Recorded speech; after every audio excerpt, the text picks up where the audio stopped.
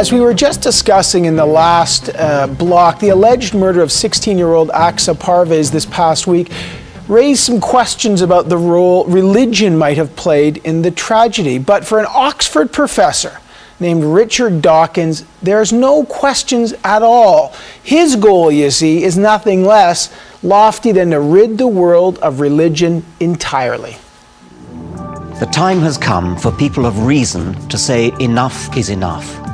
Religious faith discourages independent thought, it's divisive, and it's dangerous.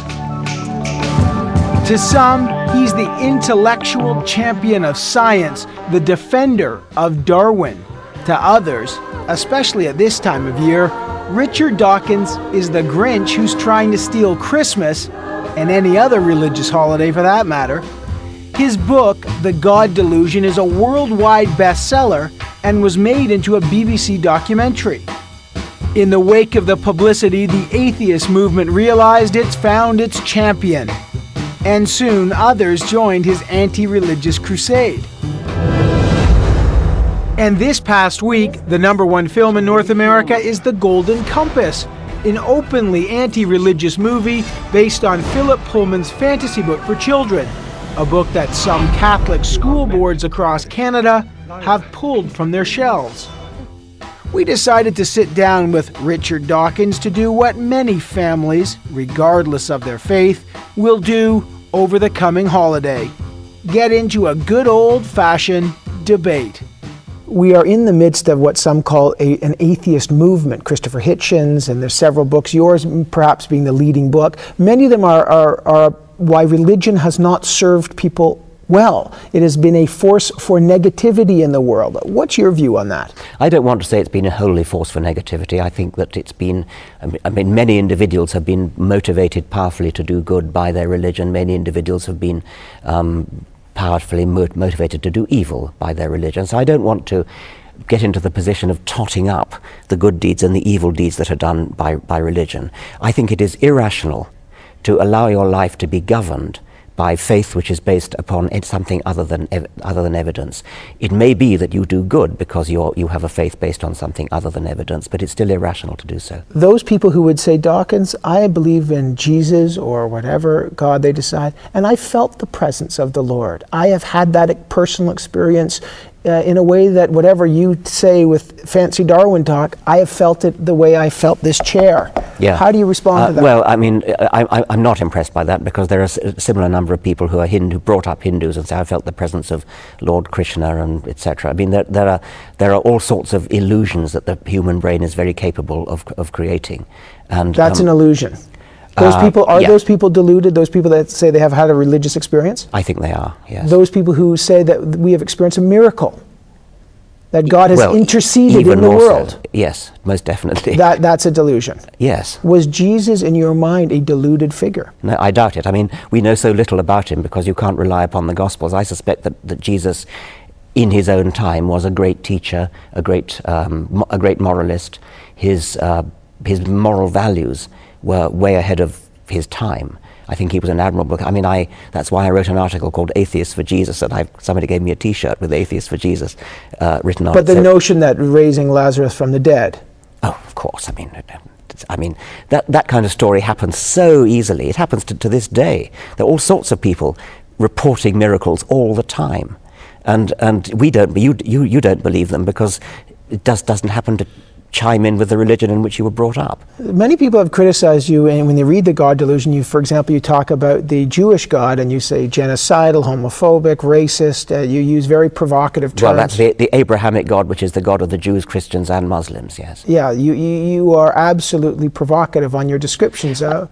Read Leviticus, read Deuteronomy. I don't need to do any more than just quote. But is that a caricature to take the worst or the most fundamentalist, literalist readings of it, as opposed to the thousands of years of evolution of all of those religions? Two things to say about that. One is that there are many people in this world who do take the Bible or the Quran literally, and literally do think that you should stone homosexuals to death or whatever it might be.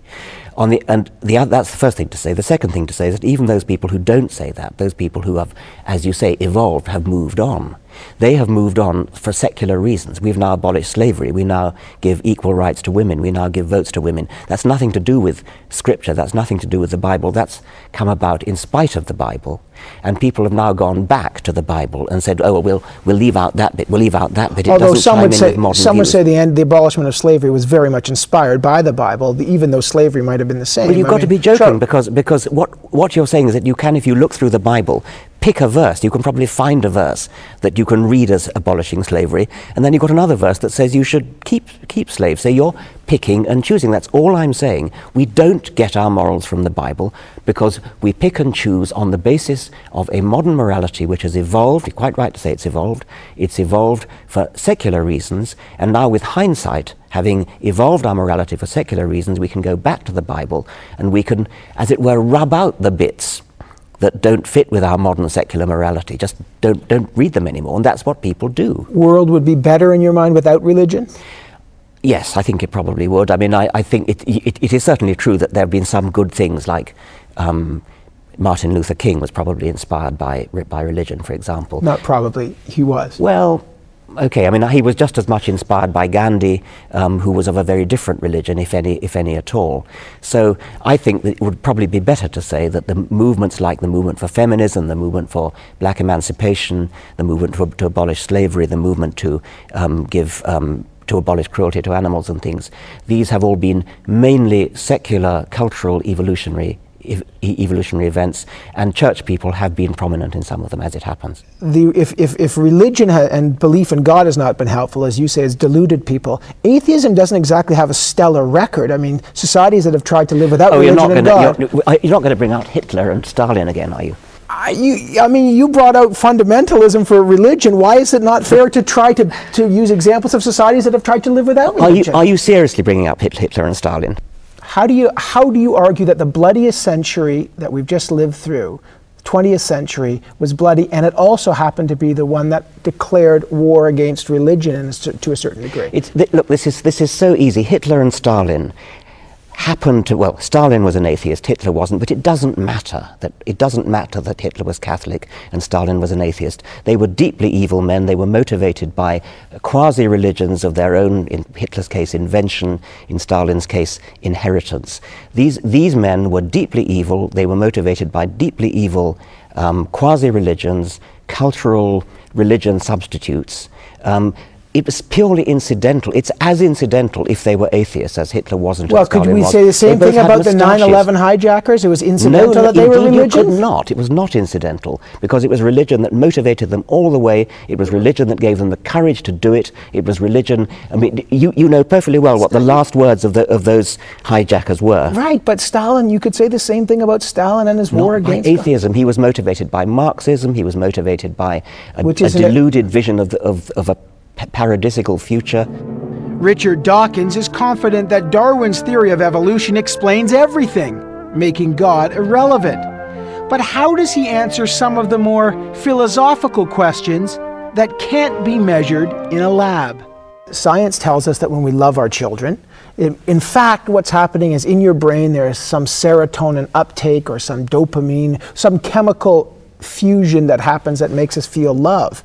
However you may explain that, the love of your children goes beyond that chemical formula into something beyond science. It's a window into something ineffable. I fully accept that science cannot actually explain love. I can't say love is the uptake of this, that, or the other chemical, love is this, that, or the other neurons. But it is entirely believable that although we cannot explain it, we cannot explain the details, nevertheless, there is nothing beyond that. But you've done nothing by calling it ineffable and transcendent. You're just using words. You're not getting anywhere by doing that. I'm not getting anywhere either, but I'm admitting it. If we are simply evolved apes, right? Which we are. Okay. Right? Yeah. And our behavior is determined by this natural selection. How do we explain those people who do good things for others, for total strangers, the charitable urge, the philanthropic urge? What Darwinian impulse would explain doing good for a total stranger? Well, that's a very interesting question, and I do devote a chapter or two to it. It's not that difficult for Darwinism to explain doing good not to total strangers, but to particular people, particular individuals, such as close relatives and other individuals whom you're likely to meet again and again throughout life, and therefore are in a position to reciprocate that good deed. In other words, it helps your family, and there's some self-benefit, self-interest. That's right, and that's common throughout the animal kingdom and is well understood. The difficulty comes in explaining, as you say, why we're good to total strangers. I think probably the right Darwinian explanation is to say it's a sort of misfiring. A very crude misfiring would be the misfiring towards a cuckoo, being good to a cuckoo by its foster parent. The foster parent is totally unrelated to the cuckoo, but it doesn't know that, so to speak. Natural selection has built into the cuckoo foster parent, reed warbler, whatever it is, a mechanism which says, be nice to small squawking things in your nest. And that works. Don't shake your head, it's entirely plausible. I know, that is what happens. But when you say a misfiring, yes. So I am nice to a homeless person on the street, and you're suggesting that it's a misfiring of my Darwinian impulse. Yes, but that's not to demean it in any way, because what I'm trying to explain is that there definitely is a desire to be good, a desire to be nice, a feeling of empathy, a feeling of sympathy. When I see an unfortunate person, somebody who is destitute, I want to help them. I really do. I mean, it's a strong desire. It's as strong as a sexual lust, and I think the sexual lust is actually not a bad analogy. Now, in our history, the lust to be good once worked in Darwinian terms, because everybody you met in those days would be likely to be either a close relative or somebody that you were going to meet again, who would therefore be able to reciprocate it. That's why the lust to be good was built in. Now, we live in big cities, the people we meet are total strangers. It's as though we're on the pill. It's as though we are no longer horny in a position to do good? Sorry? We're just instinctively horny to do good works? If you're demeaning it by using that phrase. Well, I'm trying to explain to you, by using an analogy of sex, the analogy works. Are you demeaning the charitable impulse, which some would say lies at the heart of religion and the morality? Are you demeaning that kind of morality by saying it's a misfiring of a Darwinian impulse, as opposed to actually something else? I'm trying to enlighten by explaining, and I'm using sex as an analogy, and you have got to admit that we feel sexual lust even though we're using contraception, and therefore from a Darwinian point of view the sexual lust is not working anymore. We still feel the lust. Now I'm saying that the parallel to that is that in our Darwinian history we felt a lust to be good in just the same ways we felt a lust to be sexy. Could one argue that, to use that analogy, if you're beholden to the Darwinian theory, it shows not a consistency of the Darwinian theory, but a failure, a paucity of the Darwinian theory and its inability to explain good charitable works? Not an inability to explain, but an inability to discriminate between situations in which the Darwinian impulse is, in a Darwinian sense, appropriate and when it isn't appropriate. Would that suggest that in the future we will evolve away from the Darwinian impulse to do good? Possibly, but the force of that question is exactly the same as the force of, does it suggest that we will completely lose our sexual lust if in the future we go through generations of using contraception? I don't think actually that either of those will happen. It's a great pleasure to speak with you always. Thank you very much. Thanks so much. Okay.